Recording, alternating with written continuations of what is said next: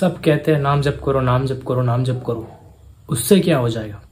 अरे मेरे भाग्य में लिखा होगा तभी तो होगा ना। मेरे भाग्य में ही नहीं है, पता नहीं कैसा भाग्य लिखा है। कितने दिन से पूजा पाठ कर रहा हूँ, कुछ हुआ? कुछ नहीं हुआ।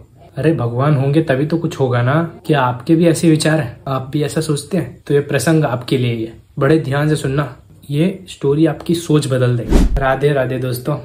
आप सबने ये सुना होगा, अजगर करे ना चाकरी, पंछी करे ना काम, दास मलुक कह गए सबके दाता राम। ये ऐसे ही नहीं बोला गया है, ये जिन्होंने बोला है आज उनका प्रसंग आज आपको सुनाने जा रहा हूँ। सेठ मलुक, सेठ थे, मतलब बिजनेसमैन थे, व्यापारी। भगवान में कम विश्वास था, मतलब एक तरफ से उन्हें नास्तिक कहा जा सकता है। बताते हैं कि बचपन में बड़े संस्कारी थे, लेकिन जैसे जैसे उसकी उम्र होती गई, पैसा दौलत नाम शौहरत सब देख के वो मतलब भगवान से उसका विश्वास हट गया था। उसी में वो लग गया था, मतलब उसी में अडेप्ट हो गया था एक तरफ से। एक धर्मशाला में जाके रुके व्यापार के कुछ सिलसिले में। उसी धर्मशाले में नीचे वाले कमरे में एक संत रहते थे, मतलब कोई साधु थे उधर रुके हुए थे। ये साधु का एक रूटीन रहता था रोज कि वो सुबह 4 बजे डेली भगवान का नाम जप करता था। सीताराम सीताराम सीताराम सीताराम सीताराम सीताराम सीताराम सीताराम। इतना जोर से वो मतलब नाम जप करता था। तो ऊपर वाला कमरा में सेठ जी को बहुत प्रॉब्लम होता था। सेठ जी को नींद नहीं आता था। 1-2 दिन तक तो बर्दाश्त कर लिया उसने, लेकिन चौथे दिन जैसे ही 4 बजे फिर से वो आवाज आया भगवान का नाम जपने का, सीताराम सीताराम सीताराम, तभी भाग के गए नीचे। दरवाजा खटखटाया। वो साधु जो भी थे बाहर आए, पूछे कि क्या ये लगा रखा है आपने? एक तो आप सोते नहीं, ना ही दूसरों को सोने देते हैं।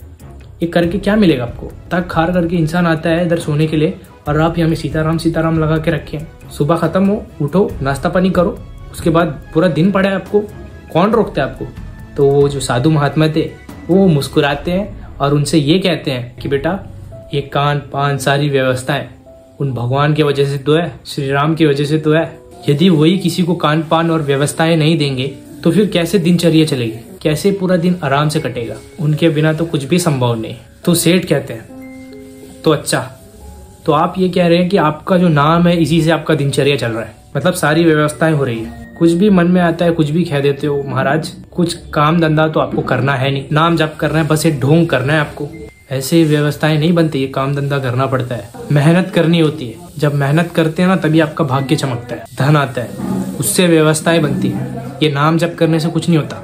तो महाराज ने, उस संत ने बड़े शांत स्वभाव से मुस्कुराते हुए ये कहा कि सारी व्यवस्थाएं नाम जाप करने की वजह से ही होती है। जो भोजन हम करते हैं वो ईश्वर ही हमें देते हैं, तभी हम कर पाते हैं। तो सेठ जी बोले कि ठीक है, तो मैं आपको 24 घंटे का समय देता हूँ। मैं पूरा दिन भूखा रहूंगा 24 घंटे तक। उस 24 घंटे के अंदर कोई भी मेरे को आके भोजन करा दे या खुद से मैंने खा लिया तो मैं आपका चेला बन जाऊंगा और आप मेरे गुरु। यदि 24 घंटे के अंदर मैंने नहीं खाया कुछ भी तो आप जो है मेरा चेला बनोगे और मैं आपका गुरु। मान ले। महात्मा कहता है कि 24 घंटे के अंदर ही अंदर आप भोजन कर लोगे। तो सेठ कहता है कि ठीक है, अगर मैंने कर लिया ना तो मैं आपका चेला। संत बोलते हैं कि ठीक है, जैसे राम की इच्छा। वो साधु अंदर ही अंदर सोचता है और बोलता है ईश्वर को, भगवान को, वो बोलता है कि भगवान इस आदमी का बुद्धि को पवित्र करना, मैं इसका चेला नहीं बनना चाहता, मैं आपके शरण में रहना चाहता हूँ प्रभु। ये बोल के वो नाम जप करने लगता है सीताराम सीताराम सीताराम। वो सेठ थे, वो ये सोचते हैं कि घर के अंदर रहूंगा, भोजन को देख के भूख लगेगी और खाने का दिल करेगा, शायद मैं खा लूं, या कोई बाहर से प्रसाद ला के देगा वो मैं खा लूंगा, ऐसा भी हो सकता है। इसलिए मैं घर छोड़ के, वो धर्मशाला छोड़ के मैं कोई जंगल चले जाता हूँ। वो सीधा जाते हैं जंगल भाग के, वहां में एक बड़ा लंबा चौड़ा पेड़ के ऊपर चढ़ के बैठ जाते हैं। यहाँ तो मेरे को कहीं भोजन नहीं है, कोई भोजन नहीं करा सकता, 24 घंटे की तो बात है, थोड़ा बर्दाश्त कर लेता हूँ यहाँ में रह के। तब क्या है, मैं अगले दिन 24 घंटा पूरा होने के बाद उस साधु के पास जाऊंगा और उसे अपना चेला बनाऊंगा। ये एक्साइटमेंट में वो उस पेड़ के ऊपर जाके बैठ जाते हैं। तो वो सेठ ये नोटिस करता है कि बारात आ रहा है सामने से। बारात आया, जो पेड़ में बैठा था उसी के नीचे इन लोग खाना वाना पकाना शुरू कर दिए।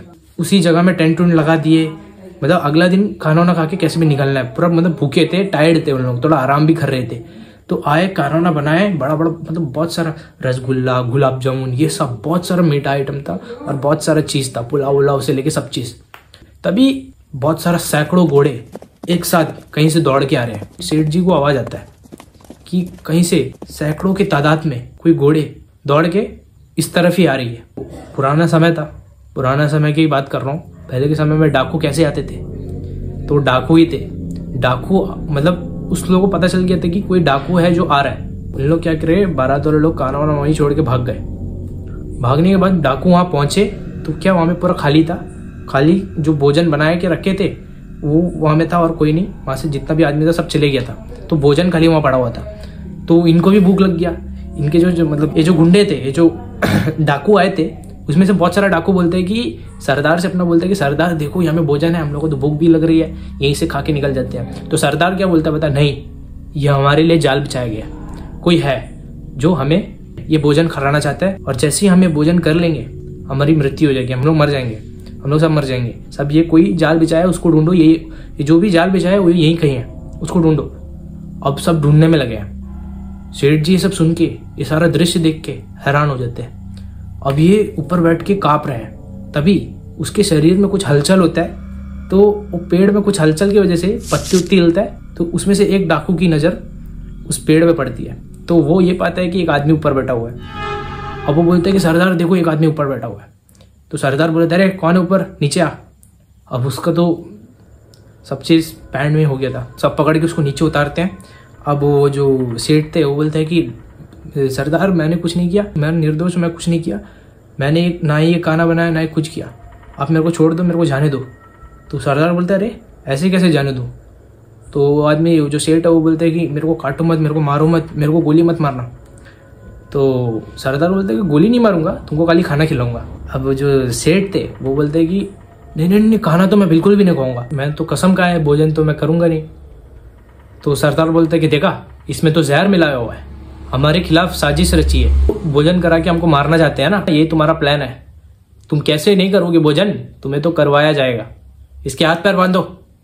इसी व्यक्ति ने जहर मिलाया, इसीलिए नहीं खा रहा है, उसको खिलाओ खिलाओ बोल के खिलाता है, खाना टुसाते हैं और वो खाने लगता है, वो खा लेता है। सरदार बोलते हैं कि अरे तेरे को तो कुछ नहीं हुआ। सेठ बोलता है, वो रोता है, वो बोलता है कि मैंने तो कहा था कि इसमें कुछ नहीं है, आपको अगर जहर होता तो मैं मर जाता ना, इसमें कुछ है ना ही, ये मैंने खाना बनाया, वो बाराती आए थे, उन लोग ये व्यवस्था करके गए हैं। जो डाकुओं का सरदार है वो पूछता है कि और तुम पेड़ के ऊपर क्यों चढ़ के बैठे थे, और तुम्हें जब खाना खिलाने में खाना खाओ बोला तुम इतना नहीं क्यों कर रहे थे, तुम्हें खाना खाने बोला तुम खा लेते सीधा, ऐसे क्या है, इसमें डर नहीं तो तुम खा लेते। तो सेठ जी ने सारा वेदांत बताया कि किस तरह से मैं धर्मशाला में रुका था, किस तरह से वो साधु वहां पर थे। उस साधु ने कहा नाम जाप करने से, भगवान का नाम लेने से सारी चीज की प्राप्ति होती है, और मैंने कहा नहीं, ये सारा चीज संभव नहीं है, भगवान नहीं होते।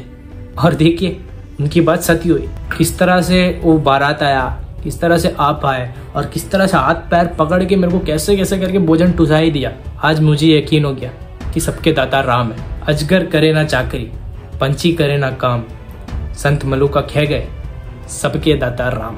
ये सेठ जी संत मलुकदास जी थे, भगवान के अनन्य भक्त। बताते हैं कि 108 साल तक इस धरती पर रहे थे, बहुत कुछ लिखा, भगवान के अनन्य भक्त हुए, ईश्वर से बेहद प्रेम करते थे। एक नाम जाप करने के बैस पर पूरा जीवन बदल गया। जो लोग ये कहते हैं ना कि भगवान के नाम लेने से, आराधना करने से कुछ नहीं होता, उनको मैं कहता हूँ एक बार विश्वास करके तो देखो। आपकी नाम जाप करने से आपकी जो शरीर की ऊर्जा है वो सकारात्मक हो जाती है, आपका नेगेटिविटी टोटली खत्म हो जाता है। और आपका नाम जाप करने से आपका ही खाली ऊर्जा सकारात्मक नहीं होती, आपका जो आसपास का ऊर्जा है वो भी पॉजिटिव हो जाती है।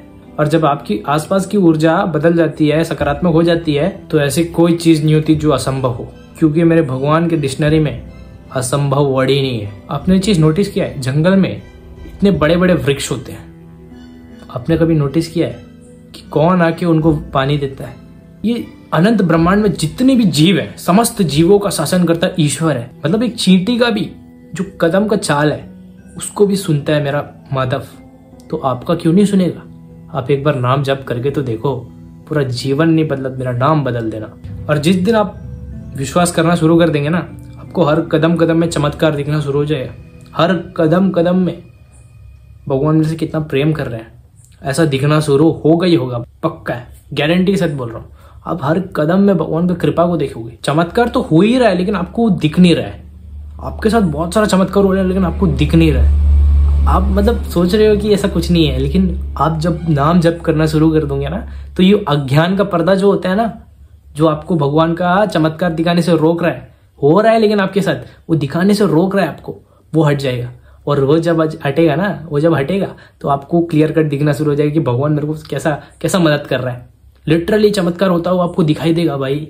आप रोगे कि भगवान मुझ पर इतनी कृपा। एक अदृश्य शक्ति आपके चारों तरफ घेरा बना देगी कि आप हर तरफ से सुरक्षित रहेंगे। पॉजिटिविटी का वाइब्रेशन जो आपके बदन से निकलेगा, मतलब सामने वाला भी आपको देख के खुश हो जाएगा कि सामने से कौन आ रहा है। अरे इंसान तो इंसान, जानवर भी आपको देख के अट्रैक्ट हो जाएगा। आपको ये वीडियो कैसा लगा, ये स्टोरी सुन के आपको मजा आया कि नहीं, कमेंट सेक्शन में जरूर बताना। तो यहाँ तक ये वीडियो को देखे हो तो चैनल को सब्सक्राइब कर दो, लाइक कर दो, शेयर कर दो, कमेंट कर दो। तब तक के लिए मिलते हैं अगली वीडियो में। Good bye.